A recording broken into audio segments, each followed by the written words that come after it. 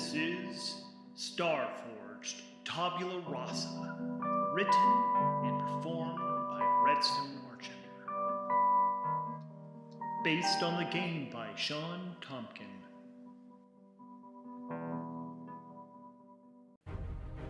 Welcome to Starforged, Tabula Rasa, the continuing adventures of Janya, call sign Omega, a bounty hunter who has an alien symbiote in his brain that has destroyed his memories of the past, but has granted him strange powers. Let us follow him as he tries to discover what the heck it is that's in his brain. And along the way, he's vowed to destroy the Valinus pirate clan and also help his buddy Ulan Finn with destroying some energy beings. Let's jump to him now. Well, welcome to Starforged, Tabula Rasa, episode 19, where Janya Alder, our bounty hunter, has... First, he made it to the Cortana Rift system, but ran into a fleet of the pirates because they'd known he was coming. He got some repairs on his ship, and I think he got his spirit back up to full, but we are still unprepared on supply. Janya is down to 1 health, but we've made it back to the system, and the fleet is still on their wild goose chase trying to find our bounty hunter. We were able to lead them on that chase because we had received a message from the Vesper station that orbits Nemesis, and the message was from Kayla Shepard, who is really wanting to get out of that station. Kayla is one of the children of the archaeologists at this station that looks like a giant floating log cabin in space. And actually, let's see what kind of parents...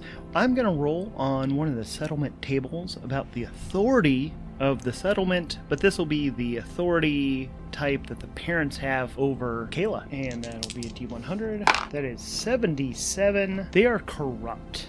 The parents are corrupt. So I hate to say it, but I think... So the parents being archaeologists, I think they treat their daughter Kayla as almost like you would a survey drone. They send her into the places that, because she's smaller, or has been smaller, to be able to fit into places that they can't, more dangerous areas, have her bring in cameras with like cords. That way, you know, she can both find her way out and they get a better feed. And weirdly, so I'm going to think, like, so as a teenager, maybe as soon as the ship pops back into normal space from drift space, Janya gets an immediate message that's just kind of explaining all of this to him, just because sometimes teenagers are just big overshares. Some people are just big overshares. So he just gets this rambling message about how ill they've been treated and what's been going on and how they need to get off this station. Docking the station seems troublesome, more than troublesome, because we know that the station has been hostile towards Janya when he first messaged. Actually, I think he's going to message the station explaining the situation, that he is physically quite injured and he's completely out of supply, and he's going to try to compel the station, somebody on that other end. He just kind of like lets his heart out, like, hey, I'm super hurt, I really need some help, if you could please help me. He's kind of just begging, so it's going to be a compel plus heart. Oh man, so that's a 1 on the die, plus our 1 heart is only a 2, which meets the 2 and does not beat the 8. We only have plus 2 momentum, so that is a fail on that compel.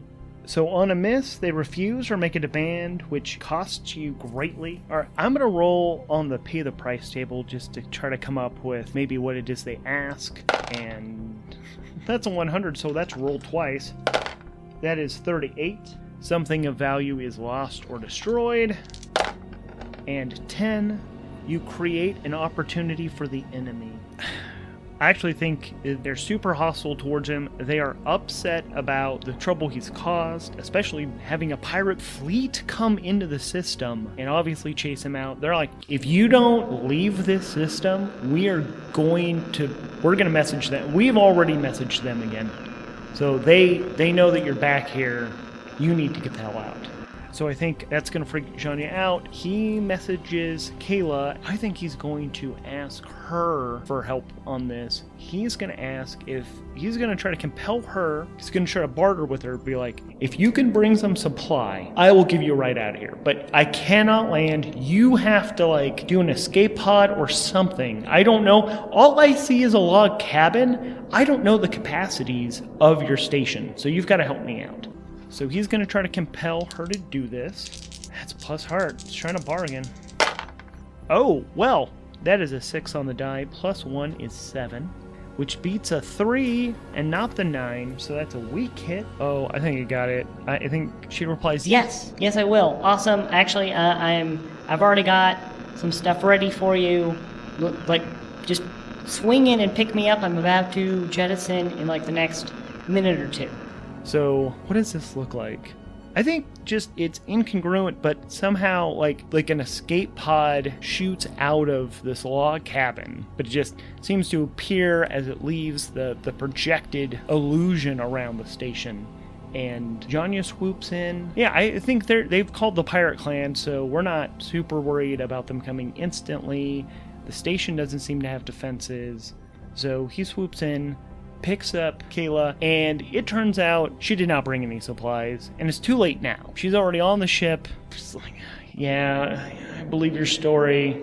This sucks. So, do you mind if we go over to the other station, the Wellspring? And actually, let's do... I think it's unlikely they have the time, but let's see what the reply is. Kayla's going to know how quick they'll come. So it's 76 or higher if they have time. I rolled a 2, so I think that low of a roll. She's like, No. They weren't that far. They're only with a fleet that size. They've got ways to like jump a lot quicker. We have to get out of here as soon as possible. So where are they gonna go? So I think Shanya's gonna set course back towards the Sirocco station. All right, so we're going back to Sirocco. I think we're gonna take the fastest route, so it'll be a +2 momentum on a hit. All right, so that is a 3 on the action die, plus our 3 for our wits. So that's a 6 total. It beats our 3 on the challenge die, not the 10. So it's a weak hit. On a weak hit, you arrive, but face a cost or complication. Choose one. Suffer en route. Make a suffer move -2 or 2 -1s. Or face a complication at the destination. Envision what you encounter. So I'm going to roll on descriptor and focus just to see if that gives me any hints.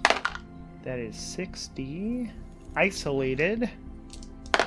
24. Isolated dimension. I'm going to say Janya was taking the fastest route, so he's got that +2 to momentum, which was bringing him up to +4. But I think he thought it was going to be a faster route, but whatever he did, it was a quicker route, but to him, it had fewer stops, but somehow due to time dilation, he actually wasn't quicker. It actually put him back. I think he was gone like a week longer than he expected to be in real space-time. For him, it went far quicker than normal, but yeah, time passed faster outside. So we're still at our +2 momentum. So we've made it to the Sirocco station. We have Kayla Shepard on board. Oh! And we have 4 experience, so I think, after all this time together, our bounty hunter friend has actually re-established regular communication and understanding with Evelyn, the Cloak Cat, and the captain of this vessel.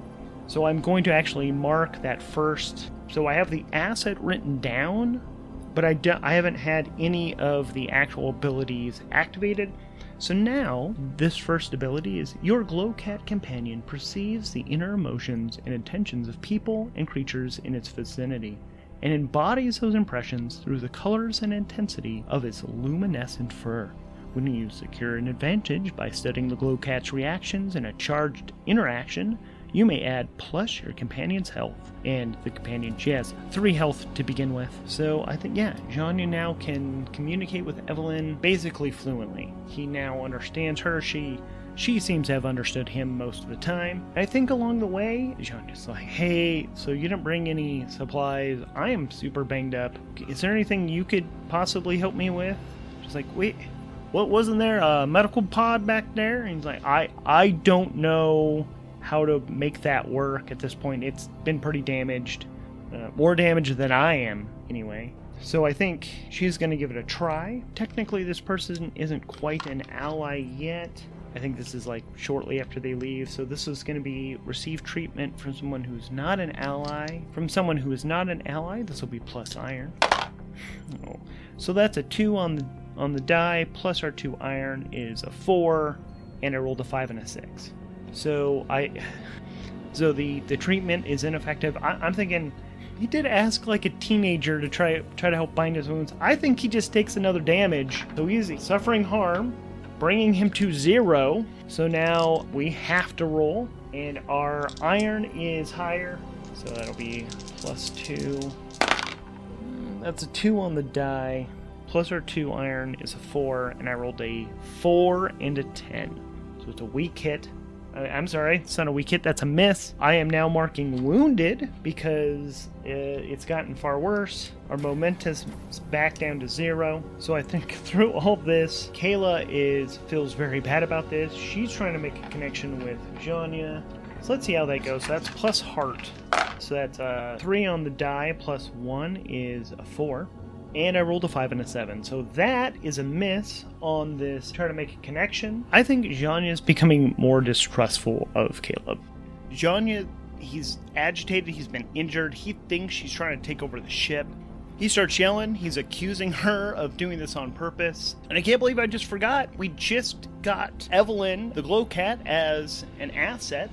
I think this situation is heated. I'm going to backtrack just a little bit. I think Evelyn actually kind of jumps into the middle of this, and it gets between the two of them and is looking right at our bounty hunter. Is through her iridescent fur, she is explaining to him that she did not mean this. She's super freaked out. He is overreacting, and we are adding in her health, which is plus 3, to that relationship roll, which actually turns that 4 into a 7, which means it's a weak hit. And on a weak hit, we do make a connection. We give them a roll and a rank, but it comes with a complication or a cost. I think that complication is Janya flying off the handle reminds her of her manipulative, corrupt parents. And I think that's going to actually add to the rank. Initially, I was going to make her formidable. I think I'm going to make her extreme now. But a connection is made, and he makes it to Sirocco, and he is going to sojourn because he needs some help. So plus heart roll. That is a 6 on the die. Plus our 1 heart is a 7. It beats the 1, not the 10. Weak hit. So I can make 1 recover and move as if it's a strong hit. I think they have no supplies to give him directly at the moment, but they are able to patch him up. So we're going to take heal as a strong hit.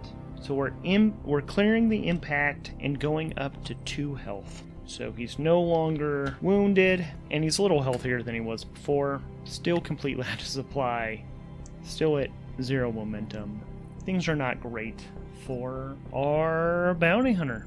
But he's back safe. He's made a connection over with the wellspring, but those pirates are super mad at him. Mad at him. To learn what happens, keep listening. This show is brought to you ad-free by privilege. No ads, no Patreon, just a cishet white man with disposable income and time. It is performed, edited, and all that good stuff by Redstone Archender.